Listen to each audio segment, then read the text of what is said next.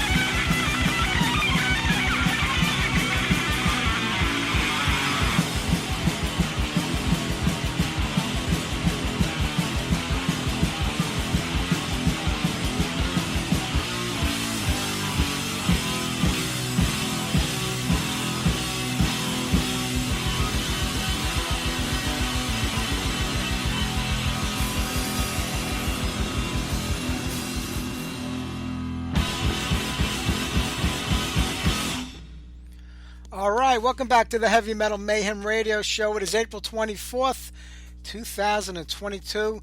The last show of April for this year. We'll never have another day like this again. Tonight, Steve Lips Kudlow of Anvil is my guest, as Stefan Castevet of Vulture is also on tonight's show.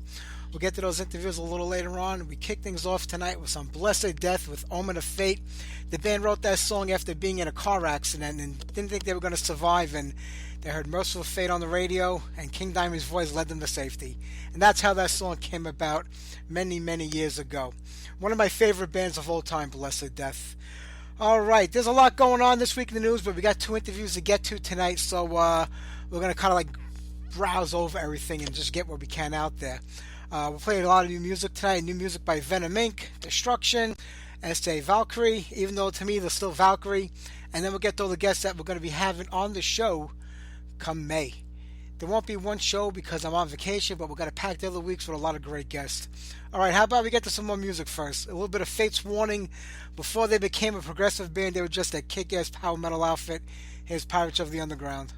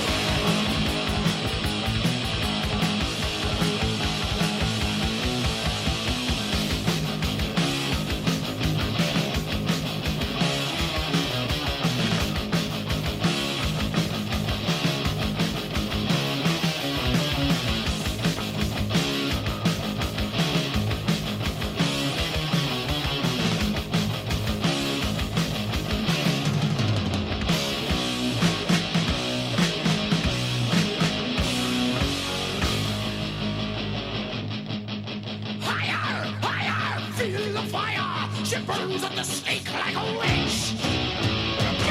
Slash her slit her throat. There's nothing I despise more than a bitch. Burn out tonight. Run, hide from the demon's fate. Too late, the fire is lit.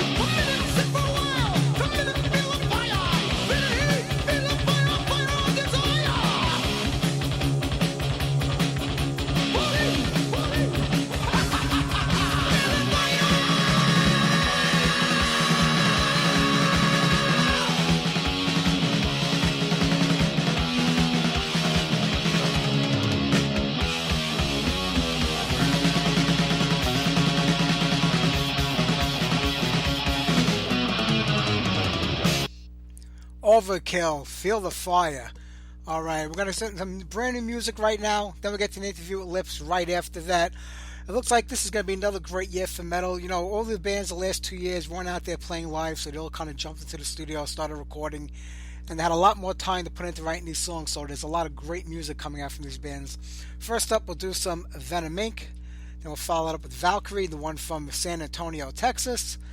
And then we'll do a little Destruction. Maybe not in order, but those are the next three we're going to play. I saw Merciful Fate just announced their tour, the follow-up tour, because they weren't able to do it before COVID hit. So most of it is over in Europe. There's one show right now here in the U.S. That's in Las Vegas. But I'm sure there's going to be an entire U.S. tour to follow this. But that was the only one that they announced. I believe it was that Psycho Circus or Psycho something Vegas show. That festival that they're going to be at, but I'm sure they'll get to the rest of the U.S. Even though it's only King Diamond and Hank Sherman, I guess it's better than nothing. But there was an interview, and I think it was Hank Sherman that was talking, saying that, Timmy Grabber was going to be a part of this reunion, but he was fighting cancer for a lot of years, and I guess by the time they finally planned this, he was like kind of in the end stage, and he wasn't going to be a part of that. But I don't understand why they were going to have Timmy as part of it, but yet Michael Denner, who was one of the co-songwriters and, this main guitar player in the band with Hank, he wasn't asked to be a part of this. It's definitely something personal, I know that, but I don't get it. I mean, they had that opportunity to have the original lineup out there many, many years ago when everybody was still relatively healthy and young, and they didn't take advantage of it. Would they have sold out arenas? Of course not, just like Skid Row. But they would have played some pretty big clubs, because, King Diamond plays small venues when he's out there on his own, maybe 2,000-3,000 seat places. I think Fate would have done the same, if not maybe a little better. Maybe because I'm a big fan of the early days, I'm just hopeful, but I wish that would have happened. Kim Ruz, I know he had Metal Ruz going on. If you ever want to look at something funny, he had a band called Metal Ruz for a couple of years, back in maybe 2012 to 15 or 16. It was mostly a cover band, but the singer of the group was, horrible. He was like horrific. And there's a couple of live videos of them. Looks like they did some show in a tent somewhere, years ago. It's like watching a high school band of like a bunch of kids getting together playing for the first time. And they do a lot of cover songs. There's AC/DC in there, Judas Priest, Merciful Fate. Check it out if you want a good laugh, but I know he ended that band because he said he wasn't physically able to play anymore. So he must have gotten sick also, or maybe just, couldn't play the drums anymore. I don't know. But, man, it would have been great to have that original lineup back together. All right, here's another lineup I'd like to see get back together while they're all still alive. And I know they don't get along, but take three separate vans and go hit the road. Venom Inc. We're going to play new music by them, but I would love to see the original Venom of those three guys get back together. Kronos, Abaddon, and Mantis. They've all got their own things going on right now. Kronos still with Venom, Mantis with Tony Dolan and Venom Inc., and Abaddon has his band named after himself. So come on, guys, let's get it back together. Let's do at least one tour and end it on a high note. It would be fantastic. But here's Venom Inc. Let me know what you think. How many can die?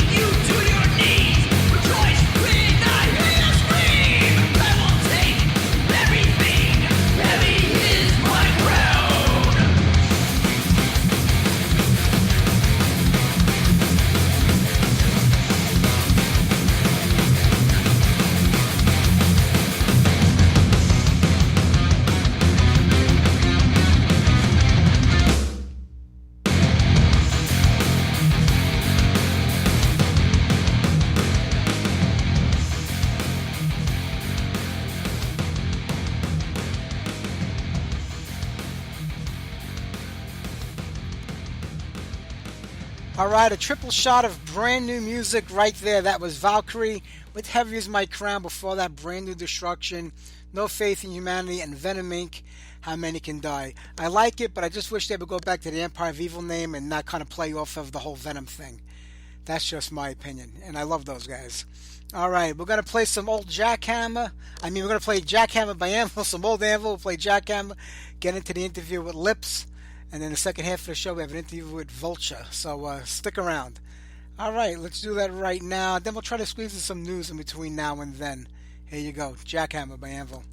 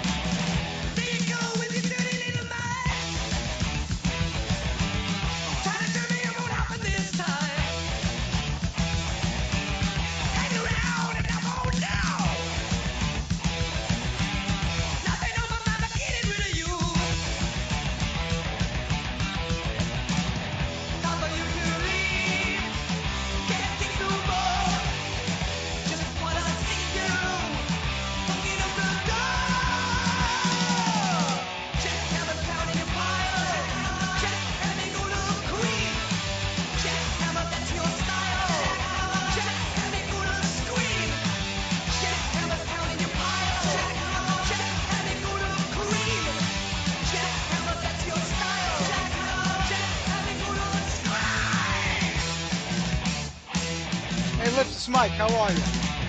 I'm okay. Yeah, but the audio is recording. That's all that matters. I have to tell you, been a fan since the first record. 40-something years later, you're still putting out records, and the new one, Impact is Imminent, I think took the band to another level. And you always kind of know what you're going to get with Anvil because it's just solid heavy metal. But this record just feels a little different. Really? To me, it does, yeah. It seems like everything kind of gelled lyrically, song-wise. Everything's right there for everybody. Okay. Well, that's good to know. Yeah. Well, how do you feel about it? I mean, I read in an interview that you said you like to sit on a record for a year or so, and come back to it. Like, see how you feel about it. Is that something with this new record too? I think it's going to be longer than a year for me. Yeah. Yeah, maybe never. Why do you feel that way? Because it was really pre-produced. The first time in a long time you had that opportunity? Yeah, no, it's the first time in a long time that I've made that opportunity or went that far. Why is it? Just because of the band's busy schedule? Why is it? Because it actually ruins it for you. I just kind of explained it in my first sentence. By the time you fucking finish with it, you don't want to hear it anymore. That's why. Yeah, I can imagine. But when you're in the writing Like process, imagine you being forced to listen to the same fucking record for fucking 4 months. What's the chances you're going to listen to that record again? not very good. And that's the only record you're allowed to listen to. How about that? Yeah, no, I kind of get that. That's what it does to you, man. That's what it does to you. People just don't fucking get that. But that's what it did to me this time. So, and what it also does, you because you did it basically twice, right? Yeah. It's nothing like the first time.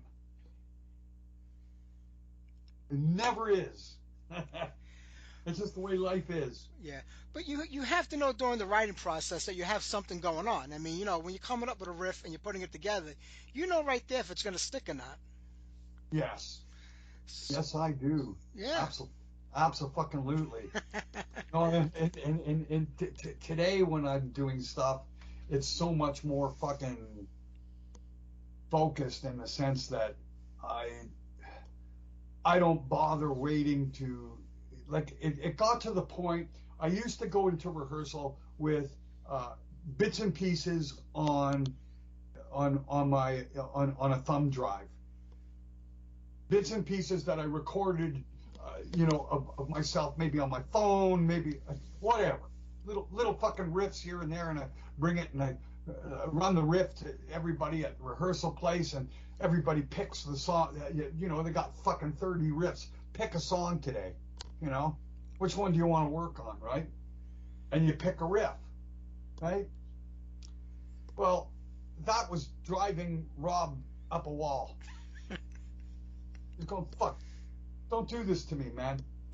Like, bring me a fucking song. You know what I mean? Yeah. He's going like, it's torture. It was torture, right? To him, because you got fucking 15 great riffs. Any one will do. Now you will start working it, and that takes hours. What Rob was saying, spend the hours at home and bring it to me there. Don't do it here. Yeah, I get that, but do you feel like there's more pressure on you? Pardon me? Do you feel like there's more pressure on you to produce that way? Or do you prefer it? Well, no, it became a necessity. It's not how I feel about it. It isn't how I feel about it. That's completely irrelevant. The pressure was always on me anyway. The same difference, and that's what I'm saying. I think it was worse to be standing on the fucking rehearsal room floor with guitar in hand and everybody standing there waiting for me to come up with parts. That's pressure. Yeah. And it's got to be now, not in 2 hours from now, not in 3 hours from now. Now, that's pressure. Yeah. That I got sick and fucking tired of. Okay, that's what I'm trying to explain. So what that's actually evolved into is I sit here and where you're seeing me sit, with my trusty home axe, right? and I riff away, right? And create an entire bed track, my entire parts. Everything that goes into a song, all arranged, done. I take that into rehearsal, and now Rob and Christ have to write their accompaniment, right? Got it. Was that the process from day one? And that takes about 15 minutes. They got the easy part. They got the easy job. Well, that's it. So, you know, so what happened? Well, what actually happened? That process actually began this year, where I would actually come in with completed pieces and then just get it done. It wasn't as flowing as it maybe could have been. I would take a break every once in a while, because I had the time. I kind of just fucking. It was like that, you know what I mean? So what happened after we finished recording was actually more flowing than I've ever known it. It's just unfucking believable. A song a week. Wow. Like a song, all the musically written and completed as a band in a week.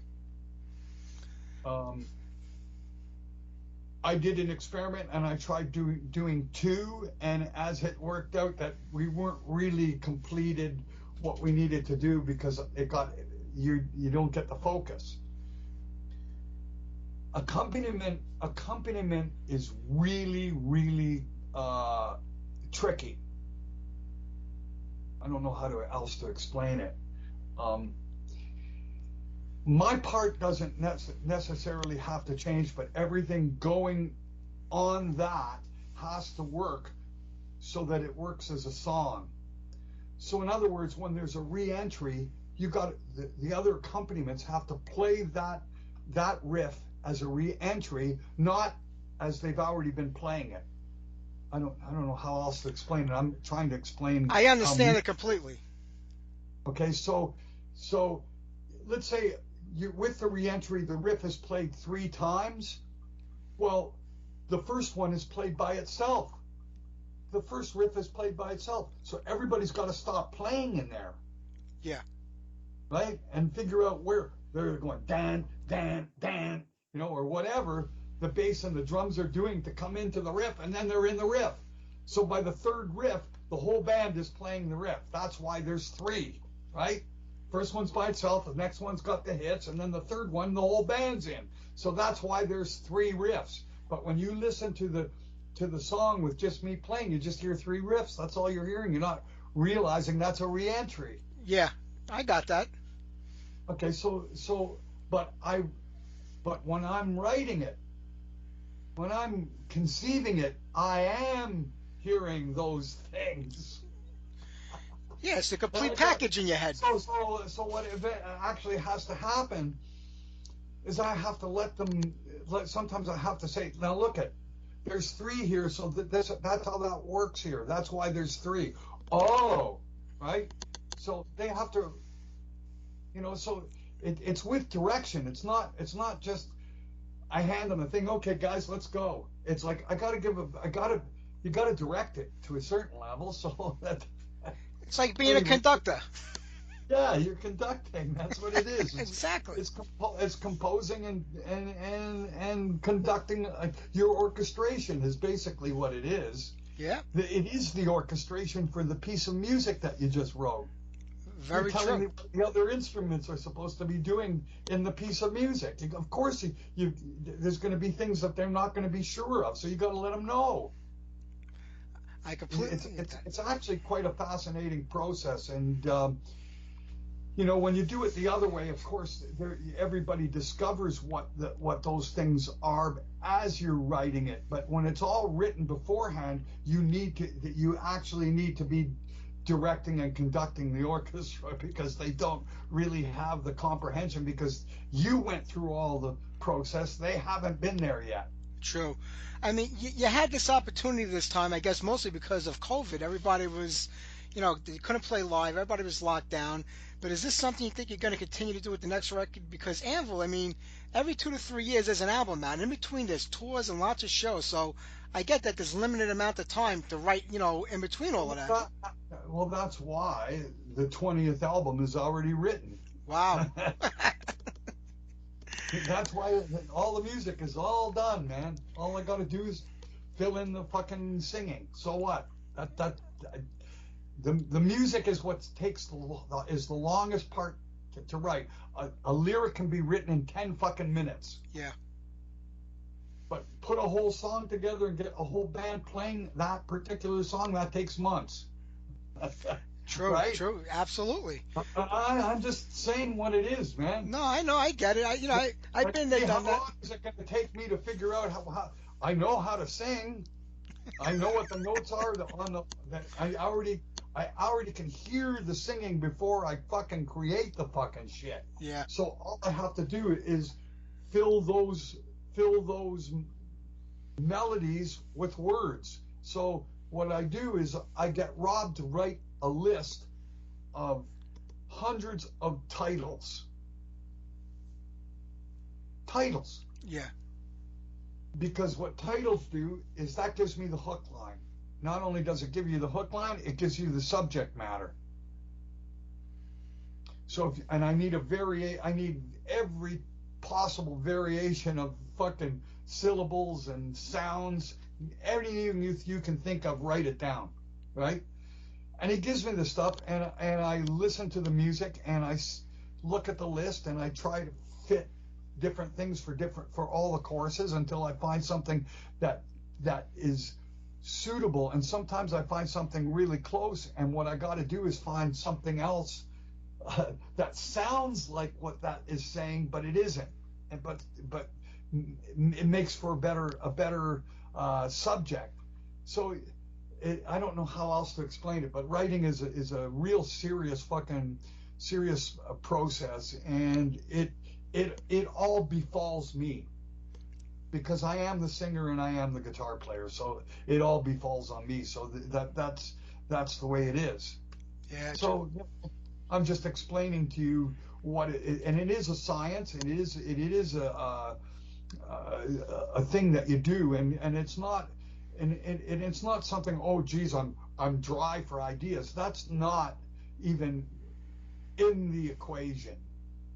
There's no such thing as writer's block. Like, what the fuck is that? I've been doing this for 50 fucking years. What the fuck is writer's block? Yeah. I wish I could block it, and then I don't have to think. There are times you wish you could make me not want to write. Yeah. That's crazy stuff. Not want to continue. Yeah. No, the whole thing is that hunger is so fucking great. You'll go to hell and back for that to do that. That's the thing, and you're driven to do that. See, so I don't understand why people could say I got writer's block. It's like, what the fuck is that? That's true.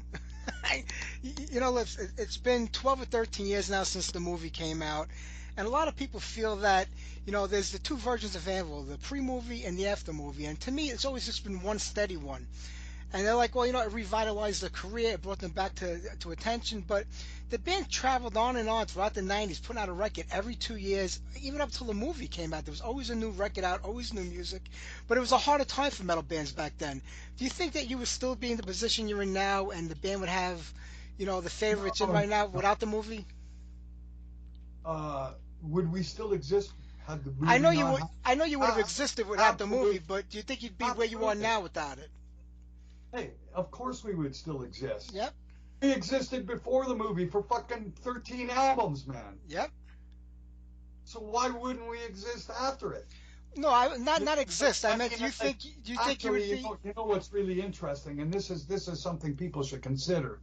If the band was shit and really was meaningless, the movie would never have been made to begin with. That's the first step. And it was because of the music and the breakthrough and the amazingness that the band possessed that drove a kid to come back 30 some years later and make a movie about the injustice to something that deserved fame, the injustice that happened, wanted to right a wrong. That's what it was all about. That's what the whole thing was about. It's not that the band was undeserving. We got fucked by the business, and you can perceive it and look at it any fucking way you want, but you weren't in the fucking car, so you didn't see what the fuck happened when it got wrecked. Okay? You weren't there. Didn't witness the accident. I was in the accident. I witnessed it. So I know what the fuck happened. So you want to blame it on the band? No, you can't blame it on the band. The band had huge potential at a particular point in time, and then had the rug pulled out underneath them at the worst time that it could have ever happened in 1983. Bye. You take it back to 1983. Think that was the turning point? Oh sure, we're opening for fucking Aerosmith. We're fucking everything is happening, and then all of a sudden we're not. You know, because Forged in Fire came out in '83. No fucking tours, no fucking nothing. It's over. Well, and you don't put out another record for 4 fucking years, the most important years in heavy metal. I'm sorry, that just, and why? Because labels won't pay for your fucking records to pass hands. That's why. The original label was selling the records. It was doing fucking great, but they didn't have any distribution or reach into the United States. When the records were offered to the American labels, they wouldn't pay a nickel for them. That was Attic Records, I think, back then. That's right. Attic Records, they could not get any advanced money to them whatsoever. Nothing. And they were close to at that point, after 3 albums, they were close to $200,000 in Redline, sending the band to fucking England for 3 weeks to do fucking three fucking shows, because we were supposed to have been Def Leppard's opening band, and they got stuck in the studio doing Pyromania. Yeah. And and their tour got canceled after Attic had made arrangements for us to actually start touring with them. From the Donington Festival and marquee shows that we had done that year in 1982, we were supposed to have gone on tour with Def Leppard, and it didn't happen. So I'm just saying that there's all kinds of little things that, and they're not little things, they're huge things that would have made massive differences in the outcome of a lot of different things. The records were being recognized by some of the biggest management companies in the world, including David Krebs, who managed Aerosmith. So we're in the middle of recording Forged in Fire. He invites us out to do 5 shows with Aerosmith. He signs the fucking band, pulls us out of our record deal with Attic, and then tries to get us a record deal in the United States, and nothing happens because the American labels won't pay for the first 3 records. So the first 3 records to this fucking day are on import in the United States and virtually unattainable. Yeah, true. That's true. Yeah. So that's what the fuck happened to Anvil. Not, hey, they sucked and they got that. No, that's what the fuck happened.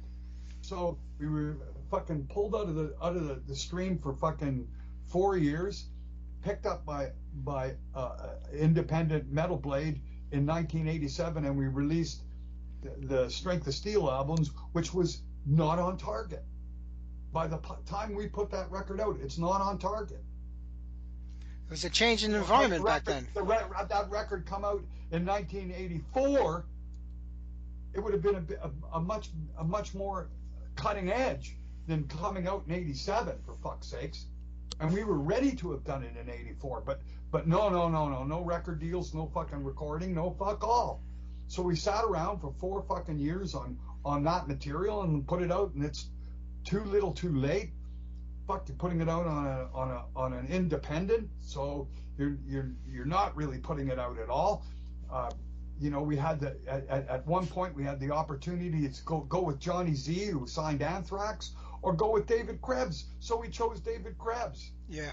And who wouldn't? David Krebs managed Aerosmith, Ted Nugent, fucking, Yeah. Who am I going with? Or am I going to go with the guy that put a show on in a flea market for us? You know what I'm saying? Yeah. Yeah. When the real truth is, go with the guy and went with the flea market, because he's the guy who knows the fucking business right now.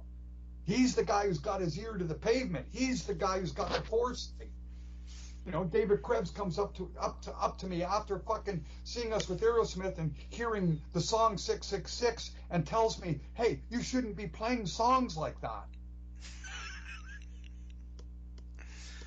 No insight. I knew right there at that fucking moment. Oh no. Yeah. Yeah. And meanwhile, my drummer and my second guitar player we're going with David Krebs, and I'm going, guys, I don't think it's the right choice. Hey, you don't fucking know what you're talking about, man. Hey, we gotta go commercial, man. This is the way to fucking go. I go, guys, no, man. You can't do that. You're gonna kill the band. You're gonna kill the band. These are all the things that were going on in that moment of time. Do you think you could have went commercial if the opportunity approached? Does that seem like even possible? That's not what I wanted to do. Yeah, I know. But the rest of the band seemed like they wanted to go that way at that point. Yeah, of course. Yeah. And I was at war. I told the writer for Kerrang! Magazine when we put the album out that the album should have been called Strength of Stephen rather than Strength of Steel. The guy goes, "What do you mean?" I go, "Do you know what I had to persevere to get it to even where it was?" Man, some of the music that got written and the stuff that was being forced upon me, I can't imagine how detrimental a record that could have been. And I don't know how I could explain it, but it wasn't the setup and the way that that my environment is two different worlds. You know, and when realistically it should have been like it is now all along. Why am I letting the guys who are my orchestra tell me what my song should be? Yeah. That's not the way it's supposed to work, right? And that was mutiny, you know. I can remember, and here's a real interesting tidbit in a sense. I'm sitting with Johnny Z outside a motel, and he's going, man, you could really fucking go. You could really make a go of it, man. But I'm going, not with the guys who I got in my band. And he goes, "What do you mean?" I'm going, "Dude, I'm in the middle of a fucking war." And he was like going, "Oh my God," he's completely heartbroken. So my answer to him, I'm going to have to rebuild. I'm going to have to watch this band sink, and I'm going to have to rebuild it. And what's going to eventually happen is somebody from my past is going to grow up to be somebody of importance and save us later. And that's actually what did happen. Yeah, with Sasha. Which ended up being Sasha Gervasi. Yeah, yeah, absolutely. The movie was a milestone. But all I was getting at is that, you know, the same fans that were with you, at least with me from the beginning, are still with you today. You know, we never forgot about you. We never abandoned the band. We know the band didn't go away. But, you know, now I feel like you're at a different level now compared to you were before the movie. And a lot of it had to do with the movie, letting people know that, hey, you know, we're still here doing what we're doing, and we never stop doing what we're doing, and we're going to keep doing it as long as we can. That's right. That's all the movie was, hey, don't overlook this. It deserves a second chance. Yeah. That's it. Plain and simple. Plain and simple. We're righting a wrong that happened fucking many years ago, but we're not doing it and asking for fucking sympathy. We're doing it and we're kicking ass to prove ourselves. If the band was a failure, trust me, after that movie, we wouldn't have existed. It wouldn't have lasted 2 fucking seconds. But the real truth is, it's actually turned it around to the point where it's better than that. People want to see it because they want it to be good, and they want it to get its deserving dessert ultimately. So we haven't stopped working, and people haven't stopped buying our albums, and in fact, we're doing better now than we have in our entire career. So everybody's saying, in your heyday? No, we're in our heyday. That is true. I mean, the band's been more active than ever before. And like you said, because there was such a gap in the 80s, people don't remember. I'm coming down to fucking America. I'm coming down to America in fucking June to start a 40-date tour. When the fuck did I do that? Never. In 1982. Yep. I did 6 shows in the United States in 1982. It's a big difference. Don't talk to me about heydays, heydays. In my heyday in Europe, my heyday in Europe was 35 shows with Motorhead. Yeah. In 1983. Okay? That's my heyday. You know what I do today? 60 shows. 60, 70 shows a year in Europe.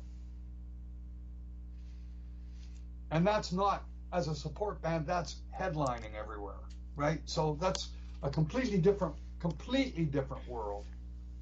So, like, heyday, I'm in my heyday. Thank fucking God.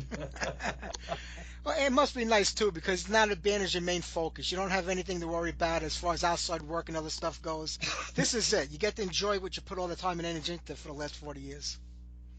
Yeah, well, nothing could, in the real scheme of things, nothing could be more just and more I don't know, I guess just so fucking golden is that when I completely can't do a physical labor job, like delivering for a fucking catering company, which I haven't done in 15 years, by the way. I retire into my dream. Yeah. And it really is retiring into the dream. I'm world famous, dude. More than I've ever known. I mean, there isn't a country or city that I go to that people don't recognize me on the street. I could never say that. Ever, ever, ever before that movie. So did it right or wrong? I think it more than righted or wrong. It gave me a retirement plan that is everything that any musician could ever ask for. I mean, I could get boastful, and I'm not even going to go there because it's pointless. In a certain sense, to start talking about, yes, there's naysayers, and yes, there's haters. Fuck, of course there is, and that's actually a complete fucking comes with it. You know what I mean? Yeah. It comes with it. If you don't have that, then you didn't really get anywhere. So I mean, ultimately, so that comes with it. But the real truth is, do you listen to somebody who's so super famous you can't imagine, and they tell you that you're legendary, or they tell you that you're wonderful, and you speak for us all, you give us all hope. I mean, some of the things that some of the most famous people in the world have said to me is beyond the average person's comprehension. So to sit here and gloat and brag about it, no, it's feathers in my own cap that only I know about, that ultimately mean everything, dude. You can't buy it. You can't buy it, man. No matter what the fuck you try and do, you can't buy that respect. You can't do it. True. You got to earn it. It just, stuff like that just does not come without the hard work and and the honesty. See, tell me a band that's going to get up and show basically a two hours of how they failed in their fucking career. Who's going to fucking have enough balls to do that? And that's why Anvil's the only movie that does that. Yeah. Because no one else has the balls to do it. That's why. Well, you know what? You and that movie and that band, what you guys did was, after this, every band that felt they were wrong and not righted by the 80s all came out with their own movies and looked to recreate the same magic that Anvil did. I just think it wasn't genuine with them because they were doing it for that purpose, where you were telling your story. And that's what led to what happened, where these bands were just saying, hey, you know what? It worked for Anvil. We're going to try it too. Yeah, but the thing is that people have no fucking clue and no understanding is that making a movie is 10 times harder than it is to make an album. And to make it a movie successful is 1,000 times more fucking complicated than it is to make it with a song. You couldn't imagine.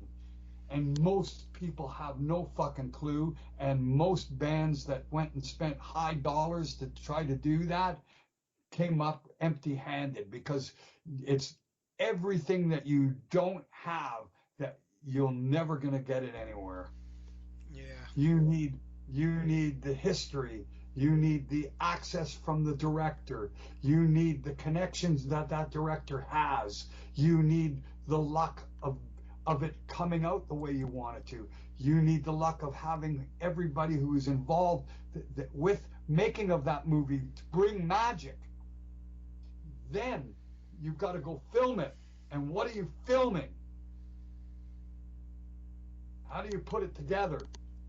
How do you tell a story? What do you need to do to make that work? Good fucking luck. It ain't gonna happen. It's just not going to happen. You can have the best laid plans, and the real truth is you don't do this with plans. The truth is the Anvil movie was done with an outline. There was no real plans. When Sasha came to me with the idea, I realized what it was immediately. This was not a retrospective or a behind the music fucking VH1 movie. That's not what this was going to be. Never was going to be from moment one.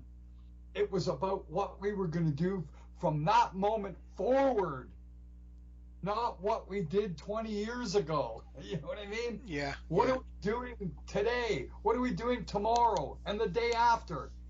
And let's go fucking film it and show us in the process of going after our destiny. That's what the difference is. That's a big fucking difference, man, from the average. And that's taking a huge fucking risk if you're a filmmaker. You don't get a bigger risk than that. What are we going to film today? Don't know, but just get your camera, right? That's a big fucking risk and a huge, huge fucking expense. And then there's what I said originally, the access. You got fucking cameras filming Rob and I fucking having a fight. Who would let that happen? Yeah. You ever stop and think about that? Yep. That's a real fucking fight. Those are real tears. Those are people in real fucking stressful fucking honest situations. Letting that get filmed. Why? Because I know the fucking director, the person filming. Go ahead, film it. I know you're never going to use it. And with that idea in your mind, you don't care. That's access. That's trust. And these are the building blocks in which the movie was made. So is it ever going to happen again? Not likely, really, honestly. If you stop and think about it, what is the likelihood? The person that fucking made that movie was somebody that walked into Anvil's dressing room when he was 15 years old. That's what that was. And we took him on a journey. He became part of our crew. We introduced him to some of the most influential, famous people in the world right at that particular moment because of what was going on in England at that time. I mean, it changed his life to the point where he comes back 30 years later and goes, I don't fucking, I found you. And it's like, yeah, I have always been here. Where have you been? You know, where have you been? Oh, I've been to fucking movie school. Oh, that's nice. You know, that's how my first encounter with him was an email. What the fuck? It's Teabag. What the fuck you doing back, man? Why are you here? You know? And then the next thing you know, I'm in Los Angeles and he's fucking showing me that he's a fucking big time fucking Hollywood fucking mogul. It's like, what the fuck? Okay. So my pre-thought, listen, you know, and he sits me down a couple of weeks after my visit to LA, and he goes, I'm going to make a movie about you. Well, fuck. It isn't some dumbass with a fucking video camera. It's a fucking Hollywood guy. Bingo, my ship's come in, right? And in my mind, right at that moment, I'm going, you picked the right fucking guy. I've got the history. And I'm just the person to fucking bring it. Like, let's go. You know, so he goes, okay, let's go do a tour. I go, okay, let's go do a tour. I'll get it to put it together. No problem. I can find someone or some way to do it. And I did. And the whole fucking thing was, like, hey, this is the most precarious tour I've ever fucking put together. But you know what? What a fucking awesome opportunity to film this. Let's go. And you got fucking the guy, the director with his own fucking money is out there in fucking Romania fucking driving a rental van chasing us through the fucking woods, man. So yeah, I mean, is this gonna happen again? It's never gonna happen again, man. That's a one-time fucking deal. You know, there's a lot to that Anvil movie. It's just it's a phenomenon. It's like, how the fuck did, and no wonder it had to do what it did. It had to. It's just one of those fucking things, man. And without the history, that's the other thing. That fucking so ignorant. If the band was a fucking failure, you wouldn't be filming them recording their 13th album, okay? Like, come on, think about that for a second. It's actually it's kind of funny, but yet serious at the same time, because how do you call something a failure that's actually been successful? That's true. Being unsuccessful and a failure, you wouldn't have 13 albums, right? You'd be lucky to have one. Yeah. And now you're on number 19, and 20 is in the bag. And more importantly, we're finally going to get to see you live again. I mean, it starts in May and June. You're out on the road. Yeah, I can't wait, man. It's only a few weeks. Yeah. It's coming. Yeah, it's coming. You get a little stuck crazy the last. I know you've been working on the music and the album, but Anvil really, when it comes down to it, is a live band. That's where the band shines, and that's where the band, I think, really, becomes Anvil when they're up on stage. So it's been a long 2 years. Yeah, it's been. I mean, that aspect has been very, very difficult.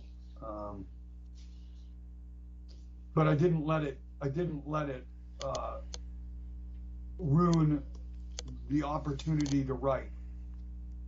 You can't dissolve everything because something's gone wrong. You just can't do that. You gotta work your way through the situation. And the strong survive. We've been working so fucking hard, and for such a long straight time, we've amassed a good level of security to get us through the lean times if they came about. So, I mean, we're going to be fine.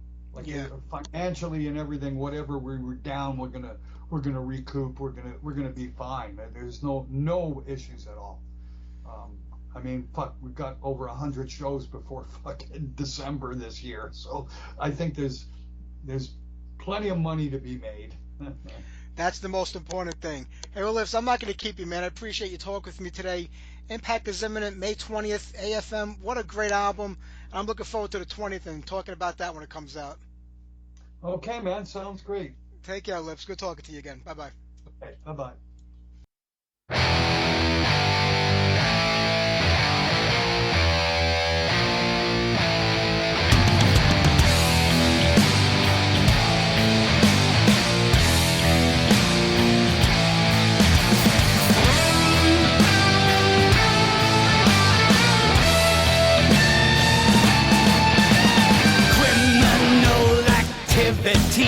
Like a battle at rage, cops and robbers entangle, and in pursuit they engage. They engage. Out comes the weaponry, bullets start to fly. Duck and take cover. Do or die. Aim your gun, take a shot, give back the reply. Gunfight, another gunfight. Gunfight, another gunfight. Pistol packing monster and a fingered private eye. Gunfight, another gunfight. Gunfight, another gunfight. Always killing, blood is spilling, incarceration time.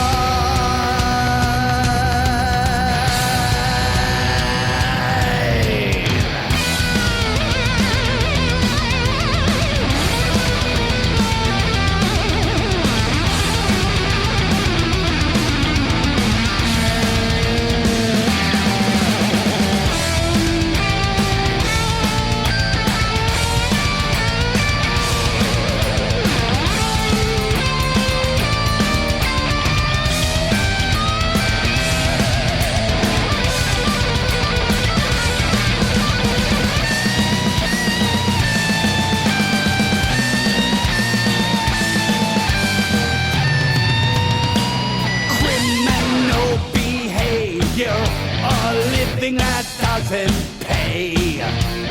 Dead upon the pavement, the results of gunplay. Own one for protection, not in commission of a crime. Just for illegal ownership, give the mandatory time. Gunfight, another gunfight. Gunfight! Another gunfight! Gunfight!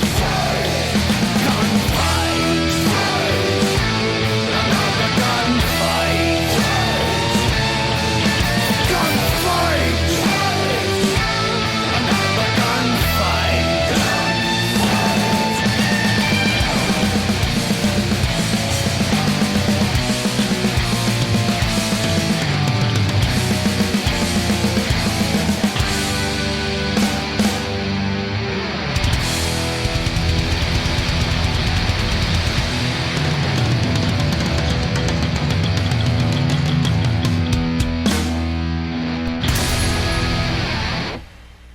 All right, brand new Anvil, another gunfight. Make it what you will of Lips. I've interviewed him a couple of times over the years, maybe 3 or 4 times, and he's definitely a strange cat to interview because he has these very long pauses before he starts to talk. So, if you don't know that, you kind of, continue with your question, and he's just getting ready to roll on what you asked him on the question before that. Lips was in rare form this week. He was looking to kick out Rob Reiner. I guess Dave Alice and Ian Dixon back in the day. He was willing to go on his own. Strange cat, but always a fun interview. You got to admit that much. All right, we got to get to Stefan Castevet from Vulture in a few minutes because we're getting pretty close to the end of the show. I want to get on a few more songs between now and then. It looks like Queensryche are now going to war with their old drummer Scott Rockenfeld.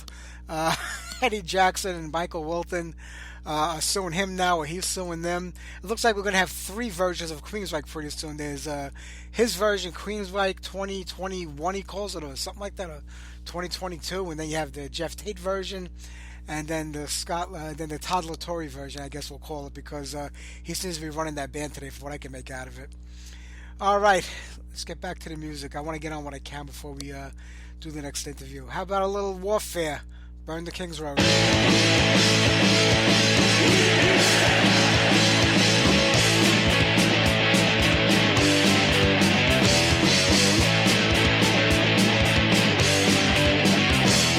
Walking down, staying on the trip. Look around, I thought it's really here. Summer haze, yes we were all there. So many talks, and they don't care.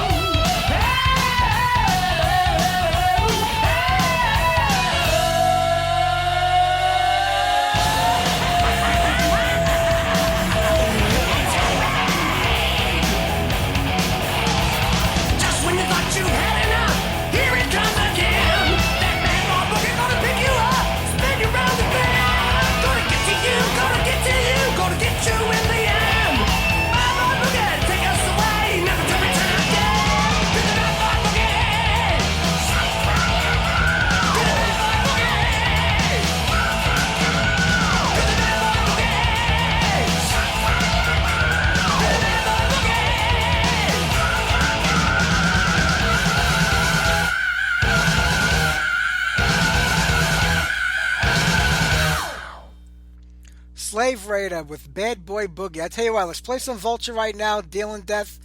We'll talk to Stefan right after this song because we're getting close to the end of the show and I want to get everything in. So let's do a little Vulture.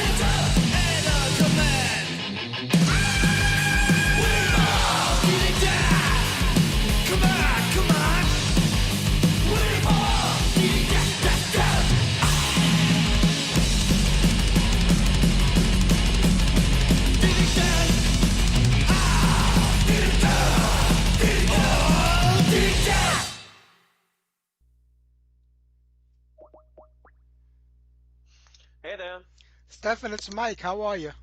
Hi, Mike. I'm fine. How are you doing? I'm doing great. It's a pleasure to talk with you, and I have to tell you, been a big fan of your music since it came out. It's great when I see young kids coming out with this classic music with a new sound to it, and you've done that with all your bands. Thank you, man. Glad to hear that. Right. Well, it's all about Lucifer right now, Iron Shackles. A lot of people think that this band is like a side project of some of the guys from Vulture, but it's actually been around the same time and maybe even before Vulture came out. Yeah, it is. Yeah. It is, and it kind of morphed into being a side project to Lucifer when we started out with these classical heavy metal ideas back in 2009.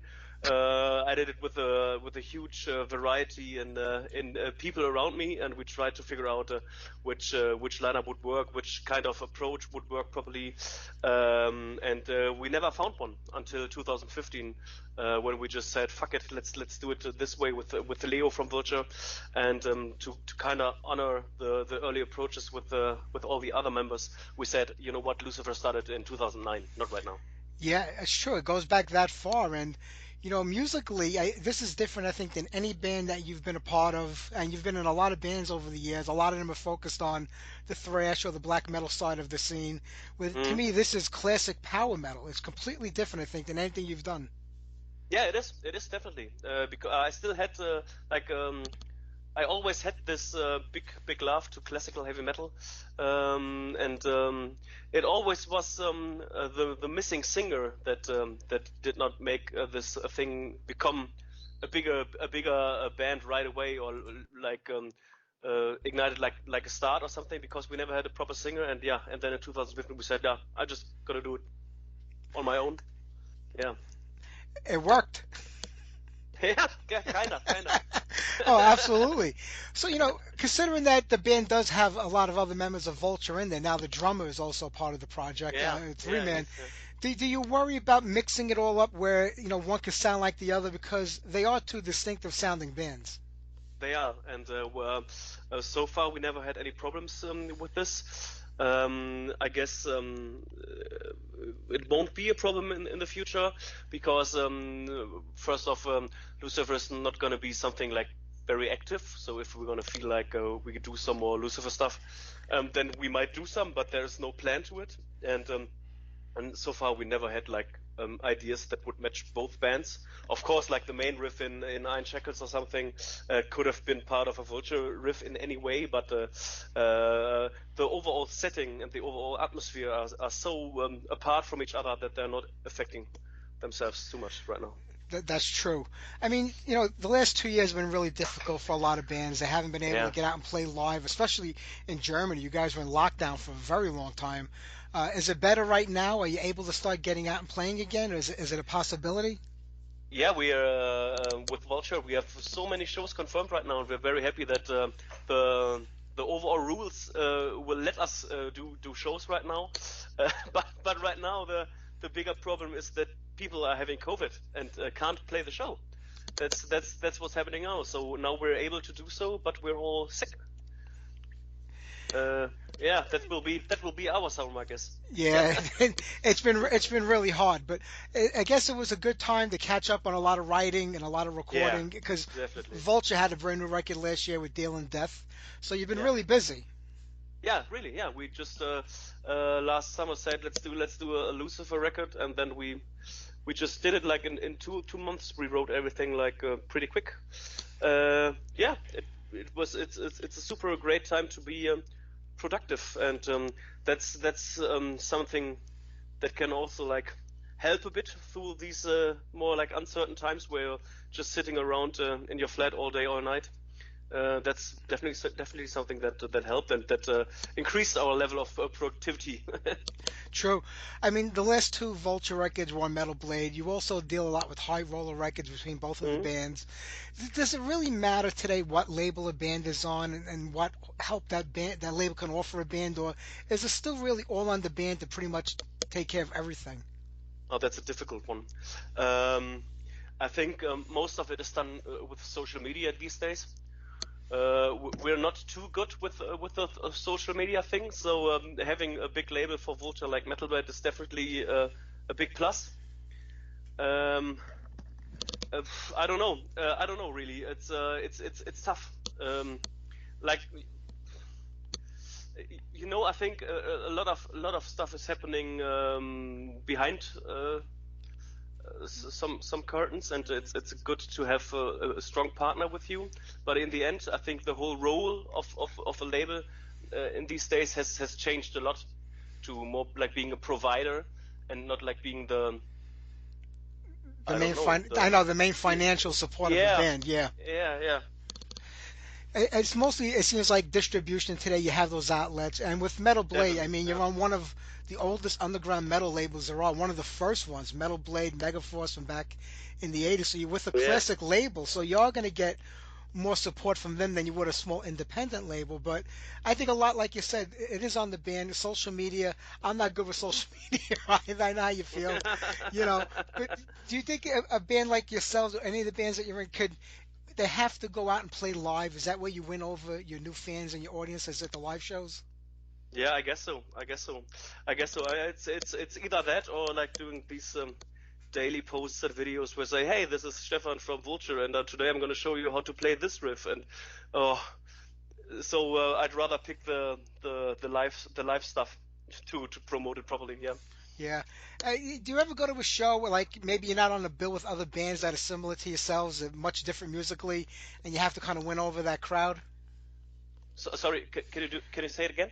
I say, have you ever been on a live show where maybe the other bands on the bill aren't the same as, Vulture, where they play the same type of metal, and you like feel like the odd man out where you have to win over the audience? Oh, yeah, we had this in the past a lot of times. That's something that happens a lot when you're more into this local music thing. When there's like there is like a heavy metal festival in your village, and there's like a lot of bands from around that bring their own fans, and there's we need one thrash act, so we're gonna book Vulture or something, and then you have to you have to win a lot of faces to have a proper show. And to be honest, the Vulture is not the best in doing so, because we're very our music is very theatrical and very like over the top, and if you don't understand the backgrounds, it's I think it's kind of tough for a normal heavy metal dude that just want to have a good time. Yeah. Is the stage show as big a part of, the band as the music is? No, no, not at all, not at all. We half of our shows is focusing on our fretboards and in order to play the songs properly. So music is bigger than show for us. Yeah. If you go back to like the beginning of the whole metal scene in the late '70s and the early '80s, bands from all over the world, no matter what language you spoke, always recorded their albums in English because they wanted to, I guess, appeal to the American market, the British market. On this new one, you've done some songs in German. Is it more comfortable singing in your native tongue than trying to do it in English?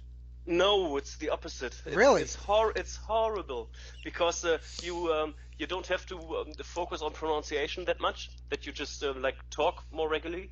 But doing so, it's for me it was so tough to sing properly in German, because it sounds a little more cringy faster than when you sing English, even if you have like a strong German accent or something. It's strange to listen to your own voice in your native language, because we're not used to it at all, because heavy metal is like it's English. And if you start singing German yourself, it's super strange. And we did this on our first EP as well at Rise. We had a song called Heavy Metal Tinnitus, but the vocals were like inaudible, so it wasn't that strange. And when we did it this time, I felt like, oh shit, this is gonna be so cringy. But yeah, it worked out. It worked out very well. Wow, I would have thought it would have been easier in your own native No, language, not at but all. Not at all. wow, because I had the same conversation with Udo from Accept, and he said the same Yeah. thing too. He says it doesn't sound right. I'm Yeah, like, yeah, exactly. It doesn't sound right at all. Is it just because of maybe the genre, because it's metal, where maybe a folk singer or a pop singer, it's easier for them to do it in their own language, or is it just in general with music? Do you think? I think it's this, and I think it's also that all those metal songs that are in German that people know are very shitty. Like there is like besides the great bands from the early 80s in the DDR, like Formel 1 and stuff. Besides that, there's only like this German party getting drunk stuff in German, and that sucks very much. We have good friends in Ein Cobra, and the lyrics to Hexa were done by their singer, and they do a lot of German songs as well, and they're doing it great. They are sounding so much better in German than in English, but I guess they are the only German band that can say that. Yeah, true. Yeah, what's the hardest part of being in a band today? I mean, a lot of people look at Vulture, even Lucifer, and say, they've gained a lot of attention very quickly. They've been around 5 or 6 years, since the first record. But there's a lot of work that went into this before that first record came out, and a lot of people don't see all that, behind the scenes. But you have drawn a lot of attention to yourselves musically. You've just come out with a great sounding music. Yeah, it is. I think it very much depends on which phase you're in as a band. When we started, it was just a lot of high energy, and there were no problems at all. Then when we kind of got hyped, like a little bit with the Victim to the Braid, we had the big problems in trying to cope with that. So like we always said, oh, we got to be better, we got to be better, we've got to be gonna make one step further than Victim to the Blade, and that made us fail a little bit here and there. And right now, to be honest, the biggest challenge we have when doing music is getting organized, getting time, free time on our hands to meet. So when we try to rehearse for the summer festivals from January till like May, we have like 2 rehearsals, I guess. It's a huge trouble for us. Yeah, I can imagine. Well, one of the things that's impressive is that it's pretty much all the same people in the band since the beginning, with your new drummer coming in like 4 or 5 years ago. But it's pretty much the same lineup. That seems to be difficult today for bands to keep members together. Yeah, it is a lot of work to be able to be stable as a band. It all works through friendship. And if the friendship is like, I don't know, in danger, the band's not gonna work out. And we had some times where we struggled with certain topics, but we managed to sort them out properly, and that's a big plus for us. And that's why we are still together. Yeah. That's great. I mean, I can imagine. There's always those 2 parts of a band. There's the music side, and then there's the business and the management side, and sometimes they can conflict with each other, and causes a lot of. Do you think it's more like the business part of the band that would cause an argument, or could it be you write a song and somebody doesn't like it and they correct it and they don't want to do it? Is it more musical or business? You think that gives the bands the most trouble? I think the first one, like the management part, is the cause, and the musical aspect might be a trigger for it.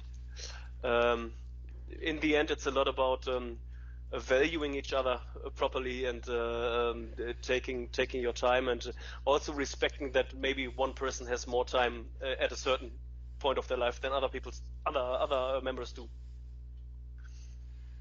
True.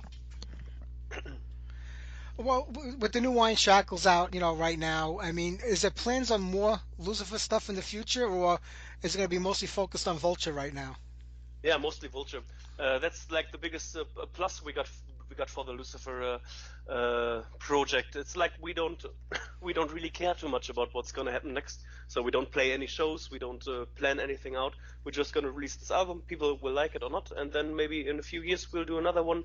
We'll see. But there is no plan at all. Our band is Vulture, and if we feel like it and have some time on our hands, we do some Lucifer tracks. Would you ever consider doing Lucifer live if the offer was made?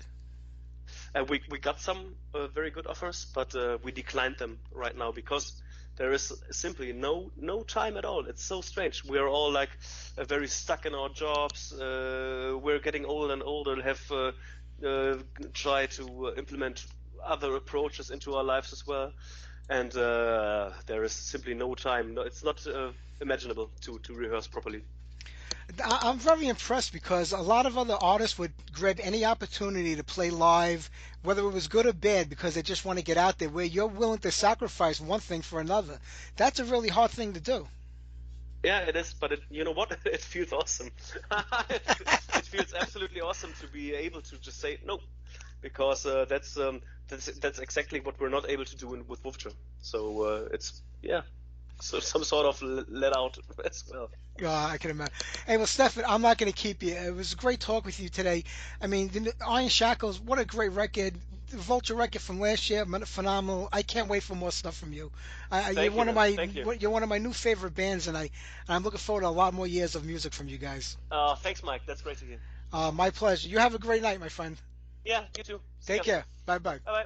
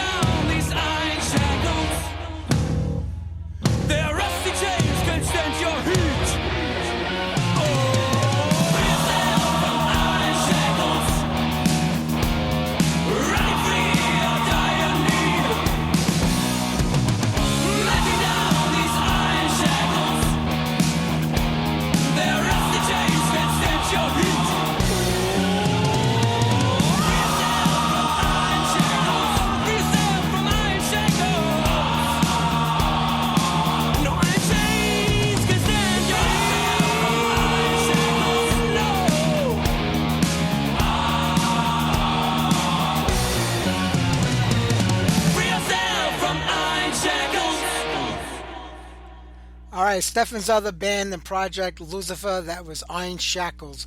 I want to thank Stefan and Lips for being on tonight's show. We're going to wrap it up here tonight with some Aaron's Rod, Hard as a Stone. And who do we have next week? We're going into May. Next week, then the week after that, we're off because I'm on vacation. But we have Michael Romeo from Symphony X on the show next week, and Jessica and Jackie Paré of Dianthesis. So don't forget to tune in. I will see you guys next Sunday. Here's a little Aaron's Rod for you. Have a great week, everybody. Take care.